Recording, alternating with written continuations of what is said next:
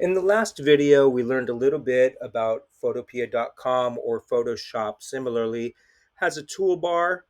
Each of these individual tools, if they have an arrow, you could click and hold and you will get these other options. We found the paint bucket tool by hard clicking, click and hold on the gradient tool, and we learned how to use that color picker and change the color. Let's go back and take a look at the assignment here. Now the assignment says, using the shape tools as well as color, fill, and stroke, create a dog on a light blue background. We just created the light blue background. Your image must be created using all of the specifics below. Down here it says the dog must have 1, a light blue background, 2, body, 3, head, 4 is ears, plural, must have 2 ears, 5 is eye or eyes, 6 is nose, 7 is 4 legs. I'm going to give you points for each of those legs. And the last one, the eighth thing, is a tail. So you must have all of those. I point out that there are these different things because I'm giving points for each of those that are down here. Also, in addition to that, it must have the title dog on the image. And that's what we're going to look at doing right now.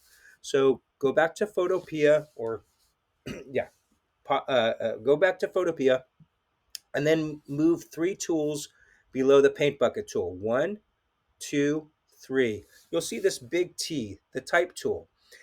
Go ahead and click on that type tool. I want you to pause and click on that and click on that and come back.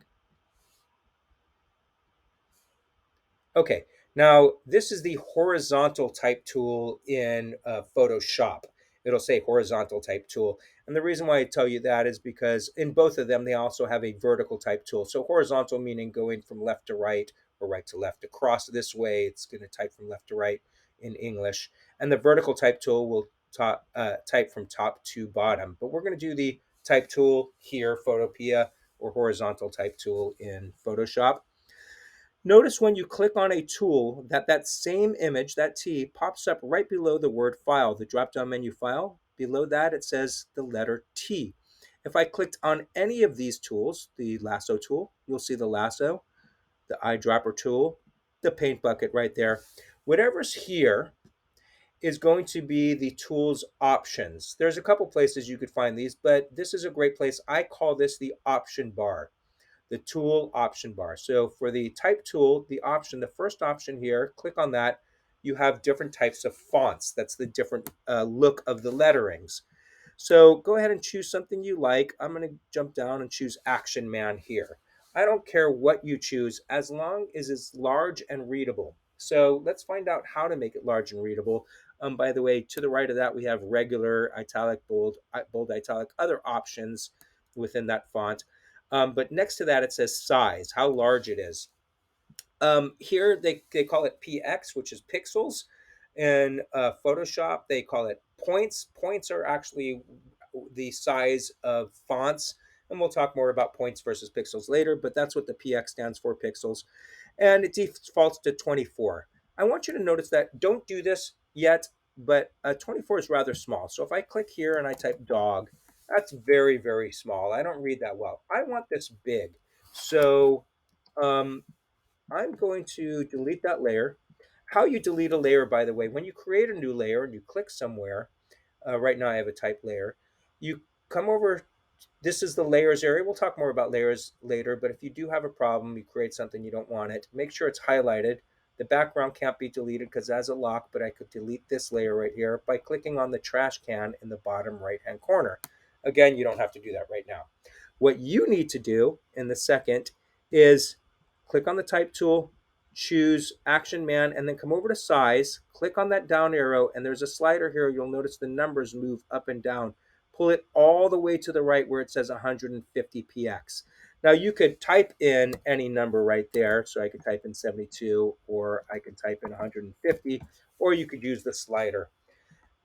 Go ahead and do that. Pause the video, come back. Okay, once you have that set, see that the color is set to black. You can leave it as black, but if you clicked on it, this is where you choose, right here is where you choose the color for the type tool as opposed to the foreground color. Notice that when I type, it will type in black, not in light blue. So click on the screen, type the word dog, pause the video now, come back. The last thing you need to know about the type tool, or once you type the word dog, it has nothing to do with the type tool. Let's say we don't like the area that it's in. I think that's a little bit too high. We're going to come to the very top tool here, the arrow with the plus sign, and that's called the move tool. If you ever want to know the name of any of these tools or a lot of these different things, just hover over it and you'll see that says lasso select. So you can learn a little bit about it by just pausing on the mouse. Click that move tool, click and drag your dog and your dog type. And then when you are done, move on to the next video.